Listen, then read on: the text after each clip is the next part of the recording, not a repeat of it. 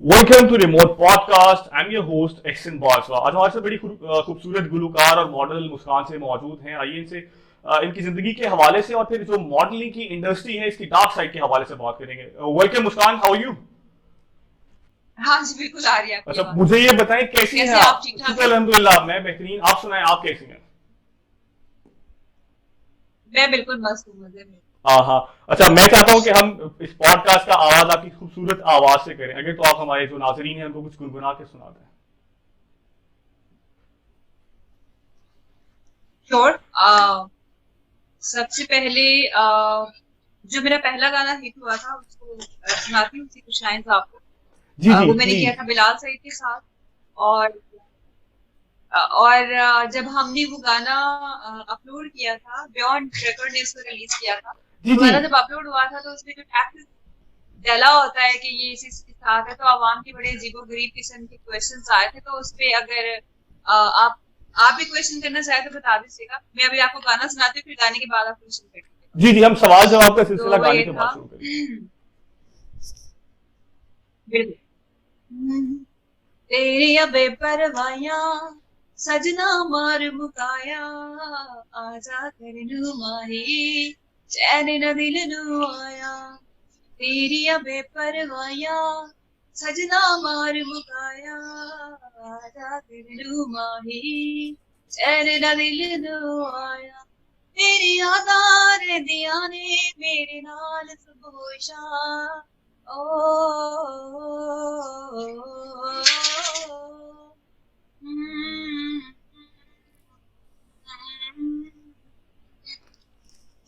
अखियां तो ओली रहना है जे तू, दिल सानू साडा मोड़ दे। हासे वटा के देने दे हंजू, फिर साथों नाता तोड़ दे। जग देगा मैनू ताने तेरा लेके एक नाल। ओ,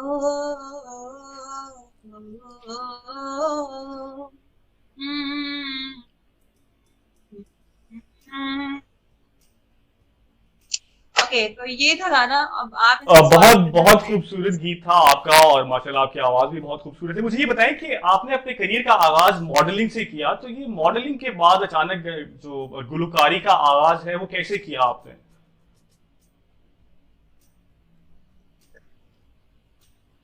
वेल बस जब एज अ मॉडल में काम कर रही थी तो हमारे टूर्स लगते थे, इंटरनेशनल टूर्स। तो उसमें क्या था, एक इवेंट ऐसा था जिसमें कुछ डांसर्स थे, मॉडल्स थी और सिंगर भी थे ना। तो वहां पर एक सिंगर जो थी वो बहुत भाव खा रही थी। अच्छा। तो शी सेड कि मॉडलिंग का क्या है, इनका क्या, इनकी क्या क्या कैरियर, मतलब बहुत नेगेटिव कमेंट्स दे रही थी कि बहुत इजी है और इनकी लाइफ बहुत छोटी होती है। जब तक ये इनकी लुक्स अच्छी लगती है तब तक ये मॉडल्स रहती है, उसके बाद फिर वो मतलब कि इनका पैकअप हो जाता है।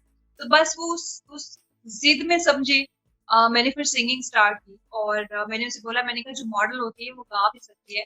तो मैंने बहुत बहुत उस पर हार्ड वर्किंग की, अपने लिए टीचर रखा जिसे मैंने सीखा। फिर मैंने वीडियो पे video, back to back videos मैंने फेंके मार्केट में। और दो मेरी वीडियो बहुत ही हिट हुए, एक तेरी यादा ये जो बिलाल के साथ किया था, और एक बेपरवाही जो चाय वाले के साथ किया था। तो माशाल्लाह जी बिल्कुल।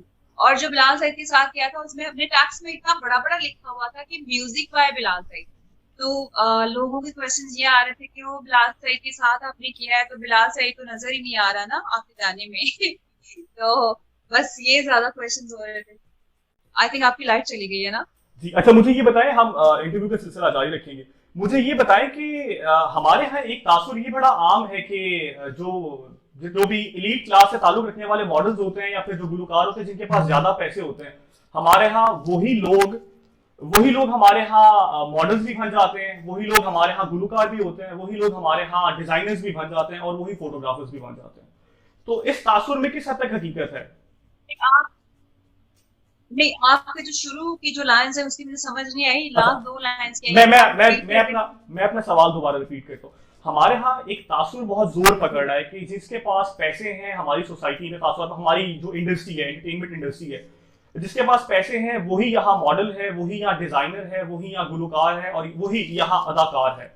तो आप क्या समझती हैं, ये तासुर दुरुस्त है कि जिसके पास पैसे हैं वो मॉडल भी है, वो सिंगर भी है, वो डिजाइनर भी है?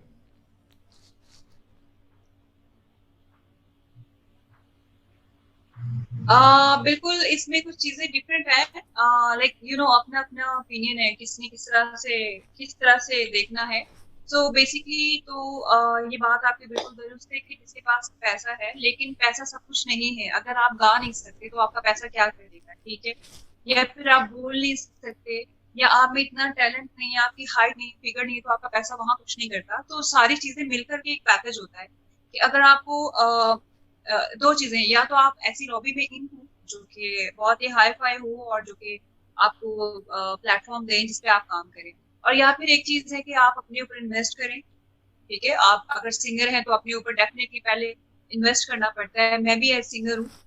मैंने ट्राई की कि मैं अपने गाने स्पॉन्सर करवाऊं, लेकिन नहीं हुए स्पॉन्सर। बट उसमें ये था कि मुझे वीडियो तो बनानी थी हर हाल में, तो मैंने अपने ऊपर इन्वेस्ट किया। ठीक है, मैंने अपने ऊपर इन्वेस्ट किया, अपनी वीडियोस बनाए। उसके बाद फिर जो है मार्केट में जब आपको ऑनलाइन काम नजर आता है, तो आपको जो तो फिर उसके बाद जो है वो आपकी चीजें नजर आना शुरू होती है। तो सेम इसी तरह से है। सही सही। अच्छा मुस्कान, फॉर मुझे ये बताएं, एग्जाम्पल, मुस्कान मुझे ये बताएं कि हमारी मॉडलिंग इंडस्ट्री में अगर कोई नई मॉडल आना चाहती है तो क्या क्राइटेरिया है उसका, कि नए मॉडल्स किस तरह आए, वो क्या एक क्राइटेरिया, कोई क्राइटेरिया है भी या नहीं हमारी मॉडलिंग इंडस्ट्री में? क्योंकि आप मिस पाकिस्तान 2016 भी रही हैं और काफी अरसे से मॉडलिंग का जो मॉडलिंग की फील्ड है इसका हिस्सा है। तो प्लीज जो नए आने वाले हैं उनको इस हवाले से गाइड कीजिएगा कि क्या क्राइटेरिया है मॉडल बनने के लिए हमारी इंडस्ट्री में।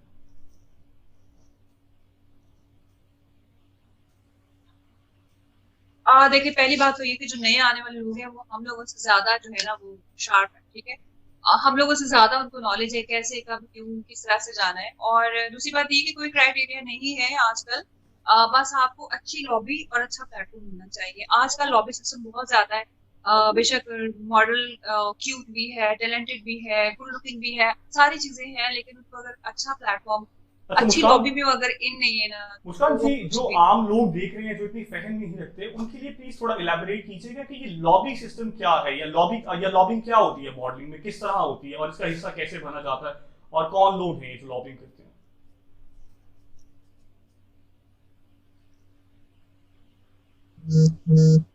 देखिए देखिए, सिंपल लफ्जों में ये कि जो बड़े मगरमच्छ होते हैं वो जिस तालाब में रहते हैं, वो उस तालाब में जो नया टैलेंट या छोटी फिश या कोई भी जाएगा, या तो वो मगरमच्छ को खा जाएंगे, और या फिर उसको जो है अपने साथी बना तो लेंगे। आप भी तो किसी लॉबी का बेसिकली हिस्सा हैं? जो अगर मैं लॉबी का हिस्सा होती तो आपको पता है फिर मैं क्या होती। तो I am not part of this, अच्छा, आप किसी भी लॉबी क्योंकि का हिस्सा मुझे नहीं हैं? नो, मैं किसी लॉबी का हिस्सा इसलिए नहीं हूँ कि मुझे अलाउ नहीं है काम के अलावा बाहर जाना, पार्टीज अटेंड करना, या दोस्तों के साथ हैंग आउट करना। तो मुझे अलाउ नहीं था। तो ये चीज जो है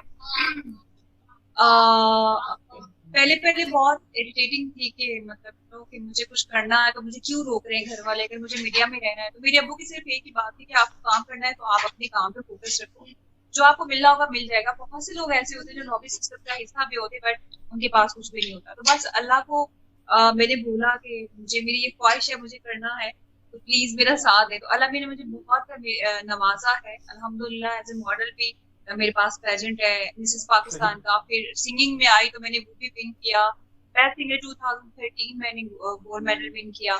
और अब उसके बाद गाने भी मैंने बैक टू बैक किए, गाने हिट भी हुए हैं। अब 3 साल हो गए मेरी वीडियो आई है पेपर वाइट, अभी तक, अभी तक ट्रेंडिंग में है। उसका जो पीस है, क्रूट का पीस है, उसमें टिकटॉक बन रही है, अभी तक वो ट्रेंडिंग में। अच्छा मुस्कान, मुझे ये बताएं कि हम सबको इल्म है कि हमारी जो मॉडलिंग इंडस्ट्री है वो कराची में आबाद है और बहुत कम शोज जो हैं वो लाहौर में होते हैं। तो ये जो मॉडल्स दीगर शहरों से ताल्लुक रखने वाले हैं, जैसे कि आपका ताल्लुक गुजरावाला से, तो इनका मॉडलिंग का करियर या फिर इनका काम किस हद तक मुतासिर होता है कि जो मॉडलिंग इंडस्ट्री है वो सिर्फ कराची में है?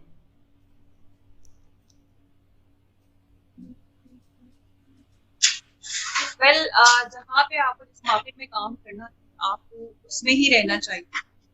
मेरा काम इसलिए मुतासिर नहीं क्योंकि मैं एज अ सिंगर काम कर रही हूँ, तो मैं मॉडलिंग का बहुत कम ऑन एंड ऑफ, बस एक कमर्शियल कोई आ गया तो कर रही हूँ, लेकिन रैप वगैरह मैं नहीं कर रही। तो मेरा और सिस्टम हो गया है, मुझे सिर्फ सारी डील्स हमारे कॉल्स पे होती है, कॉल्स आती हैं, डेट नहीं, मैं बताती हैं, एक मैं एक कुछ जनरल डिटेल्स बात देख कर के रहा हूँ, आपको मैं शूट पे जाना है और बस। नहीं, क्योंकि इसके लिए जामिंग अगर है तो मैं एक जनरल बात कर रहा हूँ कि हमारे यहाँ दीगर जो और मॉडल्स हैं उनके हवाले से मैं जानना चाह रहा हूँ कि उनका काम किस तरह से मुतासर होता है।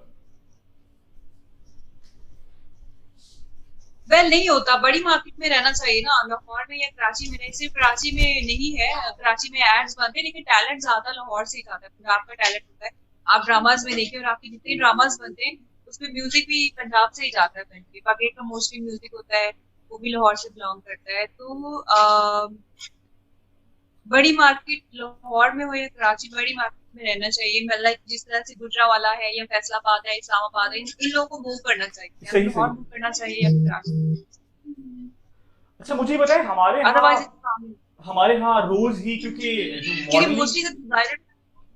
की जो मॉडल्स होती हैं, क्योंकि ये बहुत फेम होता है इस इंडस्ट्री में और ये हमेशा स्पॉटलाइट का हिस्सा होती हैं, तो इस हवाले से हमारे यहाँ रोज ही मॉडल्स के हवाले से नए नए केस आते हैं, नई नई वीडियोस वायरल होती हैं। तो आप क्या मतलब आपके नजदीक क्या वजह है कि हमारे यहाँ जो मॉडल्स हैं इन्हें इस्तेमाल किया जाता है किसी भी पर्पस के लिए, और ये क्यों इस्तेमाल हो जाती हैं?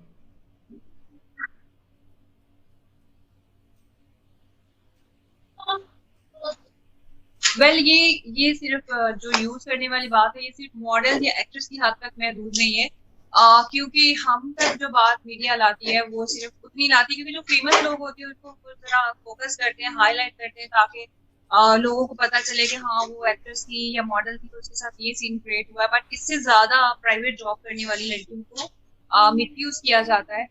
मुझे नहीं लगता कि किसी मॉडल को इस तरह से मिसयूज किया जा सकता। खुद हम लोग इस तरह जब बहुत ज्यादा लालची हो जाते हैं, सोचना शुरू हो जाते हैं कि बस पैसा हो, बड़ी गाड़ी हो, मॉडल है तो बड़ी गाड़ी होना जरूरी है, तो जब ये चीजें हमारे पास आती हैं तो फिर हम बेसिकली फिर हम नीचे गिरते हैं। लोग इस तरह की बातें करते हैं, लोगों को मौका मिलता है तो लोग फिर गलत तरह के स्कैंडल्स भी बनाते हैं, तो डेफिनेटली आपकी रिस्पेक्ट की जाती है। तो मुझे लगता है कि मॉडल्स को अच्छा, खुद पे कंट्रोल रखना चाहिए। मैं एक बड़ा आम सादा सा सवाल करूं, तो हमारे यहाँ स्पेसिफिकली मॉडल्स के ऊपर रहते हैं, तो मुझे बताया मॉडल्स को किस तरह मिसयूज किया जाता है हमारी इंडस्ट्री में, नई मॉडल्स को खास तौर पर, ताकि जो नए और आने वाली लॉट है वो इस हवाले से आगाह हो या फिर उसे इस हवाले से नॉलेज हो कि वो इन चीजों से गुजर के ना जाए, जिनसे जो और लोग गुजर के जाते हैं तो वो इस्तेमाल हो जाते हैं।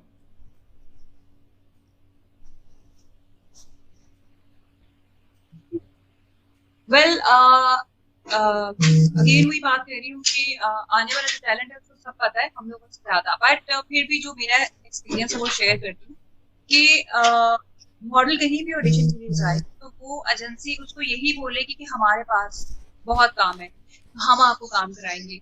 मॉडल को खुद को सेफ रखना है, पहले सबसे पहले जो कास्टिंग कोऑर्डिनेटर है उससे बचाना है खुद को, ठीक है, एजेंसी तक पहुंचना है। तो एजेंसी में ऑडिशन करने के बाद फोटोग्राफर हर बंदा ही लाइन मारता है, हर बंदा ट्रैप करने की कोशिश करता है, लेकिन ये खुद उस पर डिपेंड करता है कि उसका फोकस क्या है।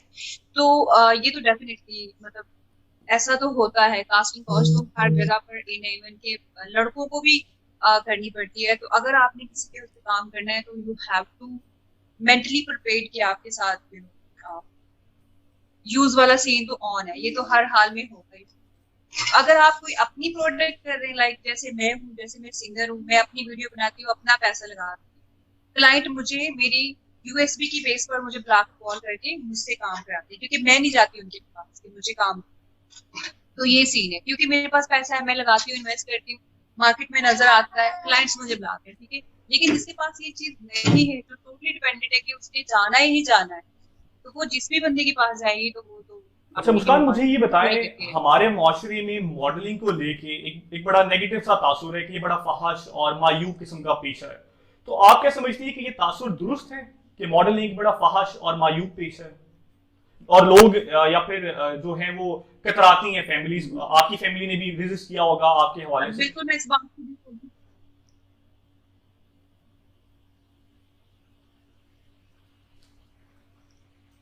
बिल्कुल नहीं, मैं इस बात को डिसएग्री करती हूँ कि ये फहाशी जो है सिर्फ मॉडलिंग की दुनिया में, अगर बाहर निकल जाएं, नॉर्मल मार्केट्स में, मॉल्स में चले जाएं, नॉर्मल फैमिलीज में चले जाएं, तो हम लोग को इवन कि मैं देखकर कहती हूँ कि हम लोग सिर्फ बदनाम हैं, क्योंकि हम लोग फ्रंट पे हैं। ठीक है, लोग हमें देखते हैं कि क्या पहना क्या किया, लेकिन हम लोग सिर्फ बदनाम है। प्राइवेट जो फैमिलीज हैं, जो घरेलू लड़कियां हैं, वो हम लोगों से ज्यादा, कहीं ज्यादा खराब है। तो कहीं ज्यादा उनके फैशन, बॉयफ्रेंड ऐसी वैसी हरकतें कि हम मॉडल्स की तो ऐसी है ही नहीं, मतलब हम बहुत सिंपल हैं। अच्छा, आप ये सिंपल है चीज तो बिल्कुल देखी अच्छा, मुझे प्रैक्टिकली। अगर मैं ये पूछूं कि मॉडल्स की क्या आदतें होती हैं अमूमी तौर पर, जनरल, तो वो क्या आदतें होती हैं उनकी, पार्टीज वगैरह और ये वो इस तरह की चीजें? आ, क्या वगैरह? मैंने कहा मॉडल्स पहली की बात क्या, क्या? मॉडल्स की क्या वगैरह से आदतें होती पहले। हैं? क्योंकि हमारे यहाँ एक तासुर है कि पार्टीज वगैरह पे जाना और देखिए, ये हाँ। जो चीजें होती हैं, ये बहुत आम होती हैं इस इंडस्ट्री में, एक्सपोजर उस तरह से होता है, आप बहुत ओपन होते हैं। हाँ बिल्कुल, मॉडल्स की जो कुछ आते हैं ऐसी, कुछ मॉडल्स की होती है, सबकी नहीं होती। तो उसको अपनाते खुद है, मतलब कि पार्टीज पे अगर जा रही है तो वो अपनी खुशी से जा रही है। वो इसलिए जा रही है कि वो जरा फेमस हो जाए, वहां पे लोग ऐसे डिजाइनर्स होते हैं या फैशन इंडस्ट्री के लोग इस तरह के होते हैं जो ऑर्गेनाइज करते हैं शोज को। तो वो खुद जाती है, वो खुद जाना चाहती है उसमें, इसलिए जाती है। कुछ लोग फिर एडिक्टेड हो जाते हैं इस चीज से कि उनको जाना ही जाना है, तो वो फिर इस चीज को बेस बनाते हैं कि नहीं, हमारा काम ऐसा है तो हमको पार्टी में जाना ही जाना। बट ये ट्रू नहीं है। It's all depend on you कि आपने क्या चूज करना है। अब देखिए, जितनी एक्ट्रेसेस आ रही है, मॉडल्स आ रही है, आपने इनको कहीं पार्टी में देखा है? नहीं ना। तो मैं खुद भी, मुझे लगता है कि मेरे को 4 साल पहले मुझे याद आ रहा है कि मैं एक पार्टी में, 4 साल हो गए मुझे, मैं पार्टी में नहीं गई। सही। अच्छा मुस्कान, मुझे ये बताएं कि हमारे यहाँ मी टू की कैंपेन ने गुज़िश्ता अरसे में काफी जोर पकड़ा और बहुत सी जो नामवर मॉडल्स, अदाकार हैं, बड़े खुलकर सामने आए और उन्हें उन्होंने एक्सेप्ट किया कि फला जिस भी इंडस्ट्री में हुआ उनके साथ जिनसी तौर पर हिरासगी के वाकयात, सेक्सुअल हेरेसमेंट के वाकयात जो सामने आए, तो इस हवाले से आपको कभी इस तरह की जो मसाइल हैं उनका सामना करना पड़ा आपकी जो प्रोफेशनल लाइफ है उसमें? देखिए, बहुत मुश्किल क्वेश्चन है। और देखिए, ये बात बहुत आम है। जो हरासमेंट का जो सीन है, ये बहुत पुराना है। अब तो मतलब कि कुछ हमारी मॉडल्स है बहुत बोल्ड हैं, जिन्होंने बोला मीडिया पर, इतनी हिम्मत करी।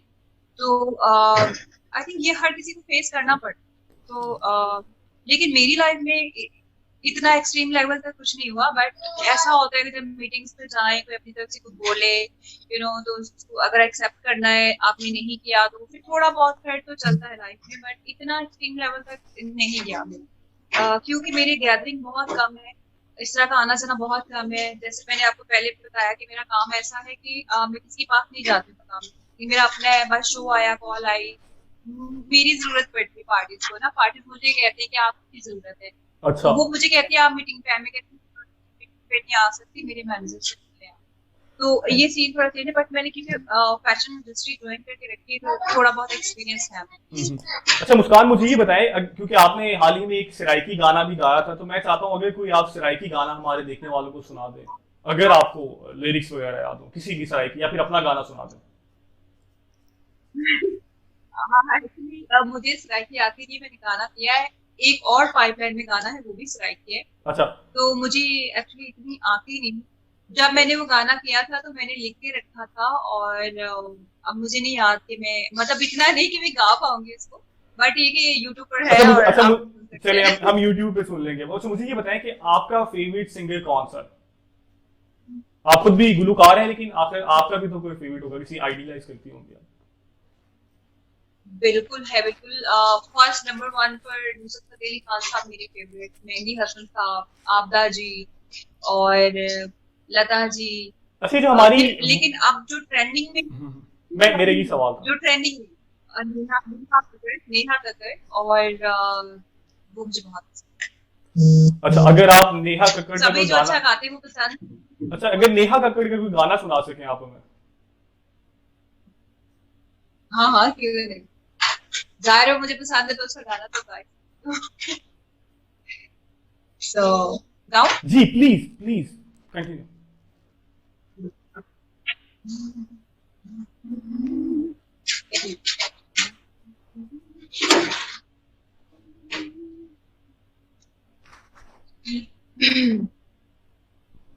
सजना लड़ गई आँखियाँ, माहिया सो भी न सकिया,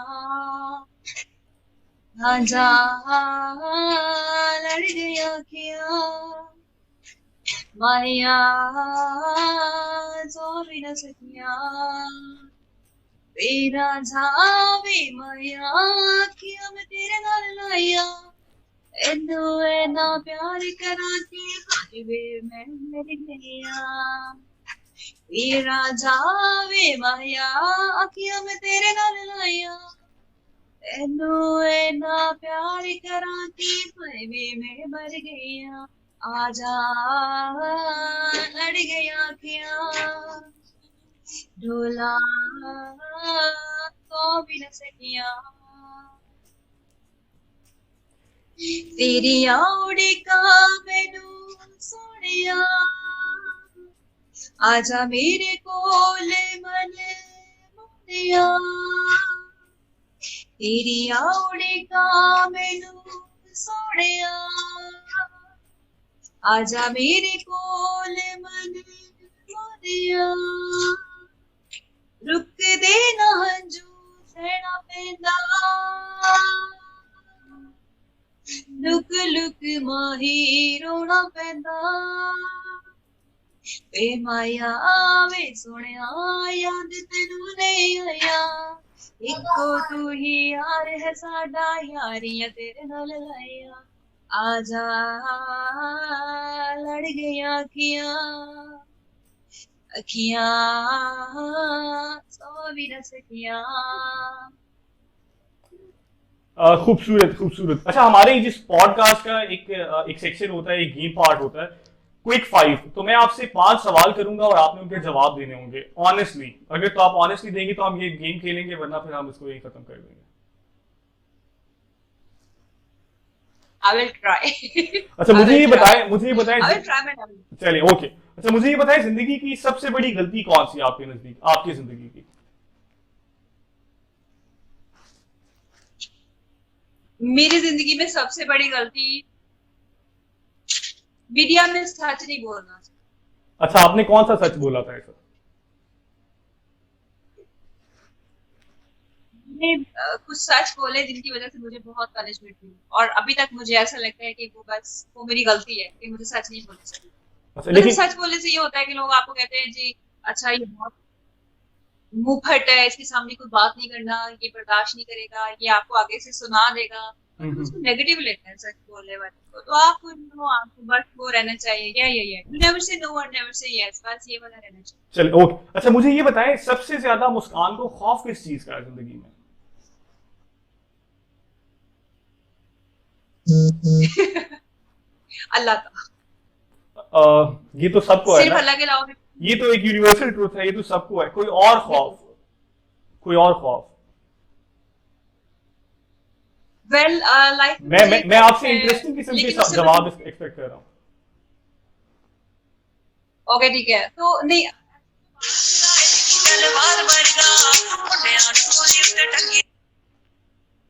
ओके, जो आप सवाल कर रहे हैं उसकी जी जी। अकॉर्डिंगली मुझे आंसर करना है, ठीक है। पहली बात तो ये, सिर्फ अल्लाह से डरती हुई किसी से नहीं डरती हूँ, ये बात मेरे सर्कल के लोग आपको बता सकते हैं कि हाँ ये वाकई किसी से नहीं डरती। तो एक हाँ, कभी कभी किसी चीज से वो लगता है यार देखो, अकेलेपन से डर अच्छा लगता है, तो अच्छा। मैं अकेली ही हूँ अपनी लाइफ में, मतलब कि कोई ऐसा फ्रेंड नहीं है जिसके साथ मैं अपनी चीजें शेयर करूँ, जिसको मैं बता सकूं कि मैं इस प्रॉब्लम में हूँ, मुझे ये अच्छा लग रहा है, मुझे ये बुरा लग रहा है, रोने को दिल कर रहा है, हंसने को दिल कर रहा है, ये सब कुछ मेरी लाइफ में नहीं है, तो मैं अकेली हूँ। इससे थोड़ा सा डरती थी, और वो मेरी लाइफ में वो ट्रू सीन है। अच्छा मुस्कान, मुझे ये बताएं कि अगर दुनिया में सिर्फ 3 शख्स आखिरी रह गए हों, शेख रशीद, ख्वाजा आसिफ और आसिफ अली जरदारी, तो आप तीनों में से किससे शादी करना पसंद करेंगे, ताकि दुनिया की जो आबादी है उसको मजीद आगे बढ़ाया जाए?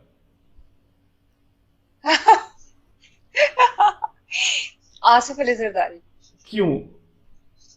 कोई खास वजह तो होगी ना, जो आपने मतलब इतने टैलेंटेड शेख रशीद साहब को इग्नोर किया है?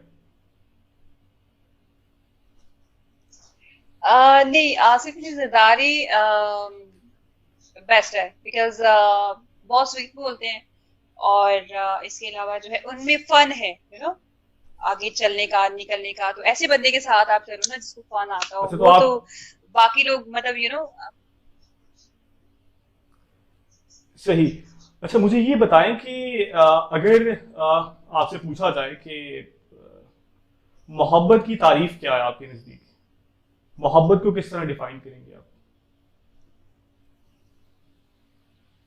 मुश्किल है, चेंज कर दें, इसके बारे में मुझे बिल्कुल नहीं पता। बिकॉज अभी जो मैं जिस ट्रैक से गुजर रही हूँ ना, मेरी मेरी नजर में ना एग्जिस्ट अच्छा नहीं करती, मॉडल्स सो क्योंकि थोड़ा अच्छा सा एक चेंज। सही, अच्छा एक आम तासुर है कि मॉडल्स बहुत ज्यादा खूबसूरत होती हैं तो लोग, उनके लिए तो ये रोज का मामूल होता है कि कोई ना कोई उनसे मोहब्बत का इजहार करे।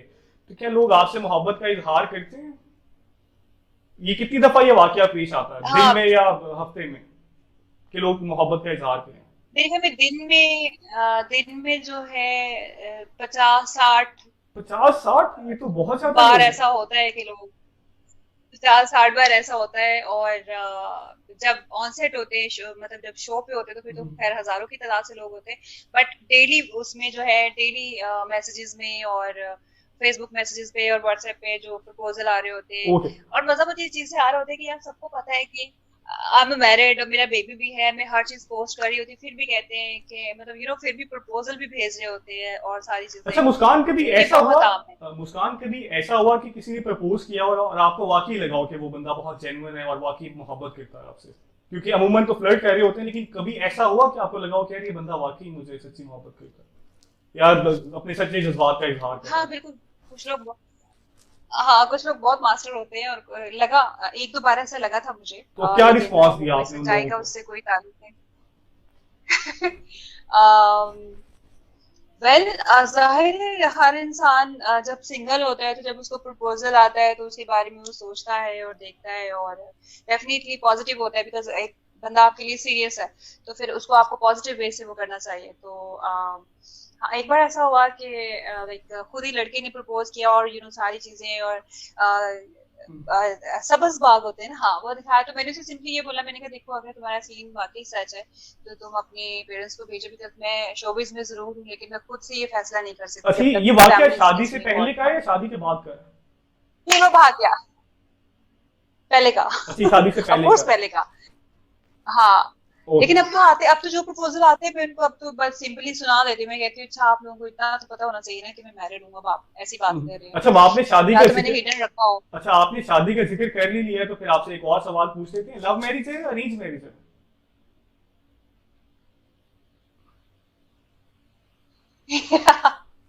अब तो खाली, अब देखिए, एक तरफ से लव और अरेंज कर लिया था उसने, लव अरेंज दोनों ये क्या मिक्स कर चीज, लिया ये था। क्या चीज लेकिन हुई? पहले लव और बाद में अरेंज। पहले लव और बाद में अरेंज? मतलब अरेंज होता है जब फैमिली आपकी इन्वॉल्व, हाँ पसंद करके तो फैमिलीज को इन्वॉल्व कर लिया ना बीच में। अच्छा तो क्या, कैसे मोहब्बत का आगाज हुआ, क्या मतलब कैसे हुआ, समझाएं ना, नाजरीन देखना चाहते हैं जो आपके जानने वाले हैं, आपके फैंस हैं। क्या फिर ये मोहब्बत कैसे हुई और फिर यार कैसे असल परवान में चढ़ी? ये ऐसा हुआ था कि लड़के की तरफ से स्टार्ट हुई थी, और उसने मुझे प्रपोज किया, बट उसने मुझे एकदम से किया, जाते जाते ही ना सडनली। तो मुझे यकीन ही नहीं हुआ कि मतलब ऐसे भी कुछ होता है। जैसे उसने फोन पे मेरी आवाज सुनी, तो उसने मुझे बोला कि आई लव यू। तो मैंने कहा शट अप। तो फिर उसके बाद हम कभी हमारी बात नहीं हुई, और फिर कोई लाइक 6-8 मंथ के बाद हमारी आमने सामने मुलाकात हुई। और फिर वो ऐसे ही थे और ऐसे देख रहे थे, तो वही उन्होंने दोबारा बात बोली। मैंने कहा देखो, पहली बार जो बंदा बोल दे तो उस पर तो कोई कभी पूरी जिंदगी यकीन नहीं करता। हम्म। और फिर जब उन्होंने दोबारा बोला, तो फिर भी मैंने बोला कि सॉरी, मैं कुछ सोच के बताऊंगी। तो इस तरह से जो है ना, फिर हमारा लाइक अच्छा यार मुझे दोस्ती मुस्कान, स्टार्ट हो गई, मुस्कान डिनर मुझे, शिनर पार्टी वार्टी। अच्छा इसको छोड़ते हैं, मुझे ये बताएं कि यार ये जो शादी से पहले जो लोग मोहब्बत करते हैं और फिर सुहाने ख्वाब और बड़े बड़े दावे करते हैं, तो क्या शादी के बाद भी वो दावे कायम रहते हैं और वो मोहब्बत का जो मिजाज है, वो शिद्दत है, वो बरकरार रहती है? देखिए, जो आपने कभी मिसाल सुनी होगी कि 5 फिंगर्स आर नॉट सेम, तो यही सेम चीजें हैं कि सब मर्द एक जैसे नहीं होते, कि जिन्होंने प्यार किया हो सारी जिंदगी प्यार से ही वो निभाए, बदल जाते हैं लोग। हाँ हाँ। तो क्या आपके बाद शौहर में जो तो है वो जो अब, भी चीज। अच्छा मुझे ये बताएं कि आपके जो शौहर है क्या वो अब भी उसी तरह प्यार करते हैं या उस मोहब्बत की शिद्दत में कमी आ गई है?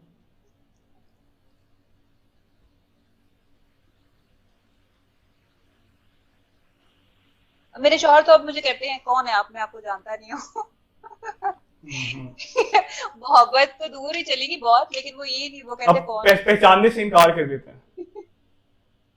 पहचानने से इनकार कर देते हैं, और वो कहते हैं पता नहीं कौन है, पागल और नफसियाती और ये वो। तो मैं यही बोलती हूँ कि आप लोग खुद ही पहले लड़की को पागल करते हो, फिर कहते हो नहीं पागल हो गई है। हम्म। तो नहीं मतलब जो भी लड़की के साथ इस तरह के मिसहैप्स होते हैं ना, उसमें बंदे का ही हाथ होता है। अच्छा, मुझे ये बताएं, वो जो पागल आपको कहते हैं वो इसलिए तो नहीं कहते कि आप मोहब्बत में पागल हो गई थी, या इसकी कोई और वजह है?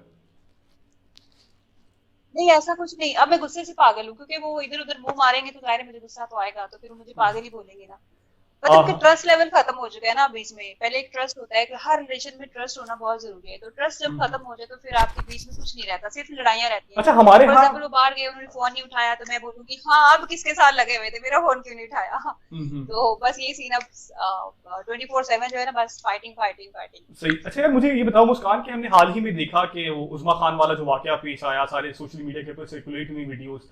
तो आप क्या समझती है कि मर्द का मिजाज ही ऐसा होता है कि वो बाहर मुंह मारता है, जैसे कि अभी आपने जिक्र किया, और उस वाकये में भी यही सामने आया, या ये चंद मुंतखब वाकयात या चंद लोग हाँ होते हैं? हाँ हाँ हाँ बिल्कुल, नहीं नहीं नहीं नहीं नहीं, सब मैंने जो देखा है, बिकॉज मेरा प्रोफेशन ऐसा है कि ज्यादातर हमारे प्रोफेशन में जो भी मेन सीट्स पे होते हैं वो मर्द होते हैं, ठीक है। लाइक बैंक में अगर है, या बैंकर्स है, या कुछ भी है, डिजाइनर है, कोई भी, ईच एंड एवरीथिंग, जो भी स्पॉन्सर्स करने वाले, शो ऑर्गेनाइज करने वाले, हर तरफ मर्द है, औरतें बहुत कम है। हम्म। तो जो भी है लाइक, तो वो लड़कियां जो मॉडल है, एक्ट्रेस है, इस तरह की सारी, तो मुझे ये लगता है कि मर्द की ये नेचर है। अच्छा, मैरिड लोग भी। लेकिन मुझे ये बताएं कि बिल्कुल जैसा कि सारे आप। मैरिड ही होते नहीं हैं नहीं नहीं ना, नहीं। सब मैरिड नहीं होते नहीं, हैं। मेरा सवाल ये है कि जैसे आपने जिक्र किया कि आपको लोग रोज ही 50 या फिर इससे कम तादाद के लोग आपको रोज ही जो है प्रपोज करते हैं, तो इसमें शादीशुदा लोगों की तादाद कितनी होती है? ज्यादातर शादीशुदा ही होते हैं। तो। ज्यादातर शादीशुदा मर्द पागल होते हैं, क्योंकि शादी से पहले उनको कोई रिस्पॉन्सिबिलिटी नहीं ना होती, उनके कोई लाइक सिंपली आप लड़की को मिले, खाना खाया, घर आ गए, मूवी देखी, घर आ गए, जानू बेबी कर लिया। लेकिन जब आपकी शादी होती है तब आपकी प्रैक्टिकल लाइफ शुरू होती है, ठीक है। और फिर क्या होता है कि जैसे घर से आ रहे हैं, जा रहे हैं, पूरा एक आपका एक पूरा एक स्केड्यूल बनता है कि घर कब आना है, कैसे हम्म। आना है, दोस्तों के साथ अपने कपड़े नहीं लगानी, आपने न्यूड पिक्चर्स नहीं देखनी, सारी चीजें। तो लड़की अगर खुद को चेंज करती है, तो लड़की को भी चेंज करना चाहिए कि मेरी वाइफ को क्या चीज बुरी लगती है और क्या चीज अच्छी लगती है, तो इस चीज का ख्याल रखना चाहिए। मेरे ख्याल में जो लोग इस चीज का ख्याल रखते हैं वो तो चल लेते हैं, थोड़ी थोड़ी देर, थोड़ा ड्राइव कर लेती है उनकी लाइफ। लेकिन जो सिर्फ अपने बारे में सोचते हैं कि नहीं मैं अब इसके साथ खुश नहीं हूँ, अब मेरी खुशी इस बंदी के साथ है या मेरी इस बंदे के साथ है, सिर्फ बंदे गलत नहीं होती, बंदियां भी बहुत होती हैं। हम्म। तो तब आपकी लाइफ जो है ना वहां पे आके अच्छा एंड हो यार, जाती है। एक थोड़ा सीरियस सवाल है यहाँ ना। यानी जो शादीशुदा लोग या फिर शादीशुदा मर्द जो बाहर दूसरी औरतों के करीब जाते हैं, तो इसमें क्या उनकी अपनी बीवियों का कसूर होता है किसी हद तक?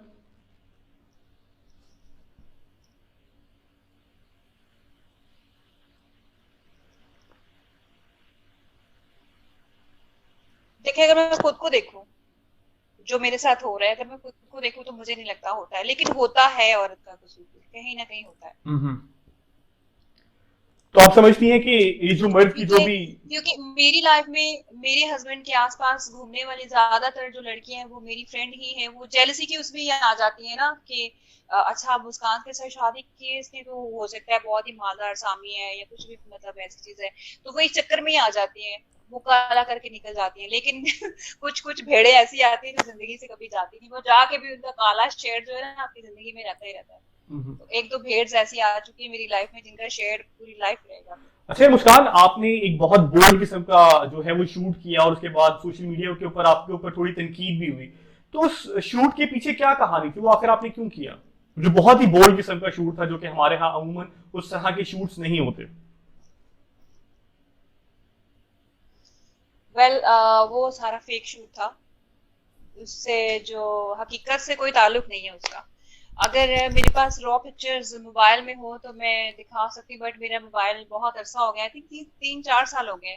तो हम्म। ये जो है नईम अकरम साहब, ये हर मॉडल के साथ तकरीबन चीट कर चुके हैं, और हर मॉडल को ये स्टोरी इस तरह से ही करके वो करते हैं। बट मैंने पूरी ड्रेस पहनी हुई थी, मेरी ड्रेस पहनी हुई थी, यहाँ तक फोल्ड किया हुआ था, व्हाइट कपड़ा था नीचे, अच्छा। और प्रॉपर मैंने ड्रेस पहनी हुई थी, ठीक है। हम्म। और मैंने शॉर्ट पैंट भी पहनी हुई थी, बट वो शो इस तरह से हो रहा था कि खाली वो गिटार पड़ा हुआ है, इसके अलावा कुछ नहीं है। बट वो जो कट शेड पे होना था, सिर्फ उसमें से फेस थोड़ा सा इनहांस करना था, बाकी पूरा ब्लैक होना था। और उसने चीट ये किया कि उसने फ्लैश के साथ पिक्चर बनाई और वही उसने पोस्ट की।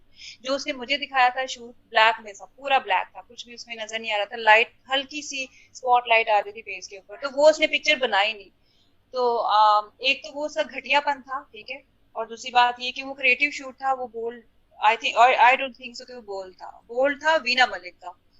वो नजर भी आ रहा था कि वो हम्म। बोल्ड है, ठीक है, हर चीज उसमें नजर आ रही थी प्रॉपर। तो एक चीज तो ये कि मुझे इसके साथ कोई मुझे इंटरेस्ट नहीं था, मेरी उसमें वो लाइक मर्जी भी शामिल नहीं थी, क्रिएटिव शूट के हवाले से मैं उसमें एंटर हुई और वो उसने चीट किया। नहीं तो आपने और उसके एक ही बाद। पिक्चर आपको बार बार वायरल होती हुई नजर आई होगी। नहीं तो आपने उसके बाद कुछ एहतजाज या फिर केस या इस तरह का कुछ भी नहीं की कार्रवाई, कोई कानूनी कार्रवाई उनके खिलाफ, जो कि आपका हक था? कार्रवाई की ना, उसको बहुत जलील किया मैंने जलील ही कर सकती थी, और क्या किया। फिर वो बस उन्होंने मुझे ब्लॉक कर दिया जब मैंने उसको गालियां वाली दी। मैंने कहा बहुत घटिया हो, मैंने कहा अपनी कम से कम अपनी आपकी इज्जत नहीं है, जलील इंसान हो तो अपने भाई का ही सोच लो। लोग क्या सोचते होंगे कि वसीम अकरम का भाई है और ये क्या चीज हरकतें कर रहा है। उसने ऑलमोस्ट सारी मॉडल के साथ किया, अच्छा, ये तकरीबन जिन सबके साहब का साथ, आप वीना के जिक्र साथ करी, भी। अच्छा जिन साहब का आप जिक्र कर रही हैं वो वसीम अकरम जो क्रिकेटर हैं उनके भाई हैं? उनके भाई है नईम अकरम। और यस। आपके नजदीक वो हर मॉडल के साथ इसी तरह चीट करते हैं? तकरीबन तकरीबन वो बताते ये कि क्रिएटिव शूट है, लाइक पूरा अगर बॉडी पेंट का दिखाना है तो भी ड्रेस होती है, लाइक शेप इस तरह की हो जाती है कि वो पेंट आपने ऊपर लगाया हुआ है बट नीचे होता है कपड़ा होता है ना आपको। तो अगर पेंट का कलर्स है तो हर में है, क्योंकि मेरे साथ ये हुआ है, मैंने ड्रेस पहनी हुई है। इवन कि मेरे घर वालों ने भी बोला है कि ये कोई प्रूफ नहीं है इसमें कि आपने ड्रेस पहनी हुई, लेकिन उसमें एक और पिक्चर बनी हुई थी जिसके साथ में नीचे रोल होके एक व्हील सा था उसके अंदर से आ रही थी, वो सेम ड्रेस मैंने उसमें पहनी हुई। तो फिर मैंने वो पिक्चर दिखाई उनको कि ये पिक्चर है, यही ड्रेस है और इसी में एंगल हिसाब बनाया था। लेकिन वो पूरा ब्लैक आना था, उसने बस वो शूट में चीट कर दिया तो वो चेंज हो गया। उसने फ्लैश लाइट ऑन करके बूम पिक्चर ऐसे निकाली और पोस्ट कर अच्छा, दिया उसके था। बाद तो करियर को झटका लगा आपके करियर को, या फिर आप समझती हैं कि उस शूट के बाद आपको इस तरह की मुश्किलात बल्कि ज्यादा काम मिलने लग गया? नहीं, मुझे घर वालों की तरफ से हुआ था, बट मीडिया की तरफ से जो रिस्पांस आ रहा था, मुझे बहुत ज्यादा ब्रांड शूट्स की ऑफर हो रही थी, तो फिर मैंने मना किया कि मैं इंटरेस्टेड नहीं हूँ। वो जो भी पिक्चर बनी है वो इस तरह से बनी है तो मैं नहीं करना चाहती। इवन के वो सेम मैगजीन जिसमें वीना मलिक का हुआ था, उन लोगों ने मुझे ऑफर किया कि आप हमारे साथ भी करें, तो मैंने कहा नहीं, मुझे नहीं करना। अच्छा तो मुस्कान, एक मुझे ये पिक्चर बताओ, बन गई गलती से और पूरी उसके उसमें अपनी। ये जो नॉर्मल शूट्स होते हैं उस तरह के शूट से ये जिस शूट का आप जिक्र कर रही हैं, इसकी क्या मराद ज्यादा होती हैं? इसकी क्या मॉडल्स को ज्यादा पैसे पे किए जाते हैं? ऑफ कोर्स ज्यादा पैसे पे किए जाते हैं, और कितने ज्यादा इसमें होते हैं? एक ज्यादातर नॉर्मल मॉडल्स शूट उन्हीं से से कितने होती ज्यादा हैं। पैसे पे किए जाते हैं? नॉर्मल में फॉर एग्जांपल अगर आप फॉर एग्जांपल किसी भी ब्रांड का खाड़ी या गुलामत का करते हो, तो आप पर लुक जो है आपको, लाइक पर आउटफिट जो है आपको, ए कैटेगरी में जाए तो उनको 20-25 पर लुक मिलता है। अच्छा। और बी में चले जाए तो उनको 10, सी में चले जाए 4-5-6 इस तरह से मिलता है, पर लुक मिलता है। लेकिन उसमें जो है आपको पर लुक जो है, सी ग्रेड में तकरीबन 50 पर लुक, और बी में 1 लाख, और ए में तो जो मतलब डिपेंड करता है, ए प्लस किसी को 1 लाख भी मिलता है पर लुक, किसी को 2 भी मिलता है, किसी को 5 भी मिलता है पर लुक। तो ओके। उसमें बहुत पैसे हैं। अच्छा यार, पॉडकास्ट का अब इख्तिताम की जानिब जाते हैं। मेरा आखिरी सवाल, मुस्कान, हमारे यहाँ एक तासुर ये भी है कि मॉडल्स की जिंदगी की जितनी ज्यादा लाइमलाइट में होती है, जिनका जितना उनके नजदीक शोर गुल होता है, बहुत ज्यादा लाइमलाइट में होती है, जैसे कि आपने जिक्र किया कि बहुत से लोग आपके मद्दाह चाहने वाले मोहब्बत का इजहार करते हैं, बहुत कुछ होता है, लेकिन वो अंदर से उतनी खाली होती है, अंदर से उतना ही अंधेरा होता है उनकी जिंदगी में, बाहर से जितनी रोशनी होती है। क्या ये दुरुस्त है? बिल्कुल दुरुस्त है। क्योंकि जो भी लोग हमें कह रहे होते हैं वो हमारे मतलब इतना वो असर नहीं होता उसका ना, मतलब कि हाँ ठीक है, नॉर्मल है कि अगर शूट अच्छा लग रहा है, लुक अच्छी लग रही है, तो आपको वो अप्रिशिएट कर रहे हैं कि you are looking good, looking hot, ये वो सब। लेकिन उस वक्त फर्क पड़ता है जब आपके घर वाले तारीफ करें या फिर ना करें, तो उसमें बहुत ज्यादा असर होता है। बिकॉज लोगों का तो मुझे पता है कि लोग आपके जो लवर्स है वो डेफिनेटली आपको सपोर्ट करेंगे, वो आपकी तारीफें करेंगे, और जो आपके हेटर्स है वो हर हाल में आप अच्छी लग भी रही होंगे तो वो आपको कुछ ना कुछ बुरा ही बोलते रहेंगे। तो सही जो मेरी नजर में जो फर्क पड़ता है वो आपके जो करीब के लोग हैं, जो फ्रेंड सर्कल है, जैसे आपके फैमिली के लोग हैं, या फिर हस्बैंड है, या आपके भाई बहन, इस तरह के लोगों से ज्यादा फर्क पड़ता है। Okay, thank you so much for being so honest and open. इंशाल्लाह आपसे मुलाकात रहेगी। अगले प्रोग्राम तक इजाजत दीजिए। अल्लाह हाफिज।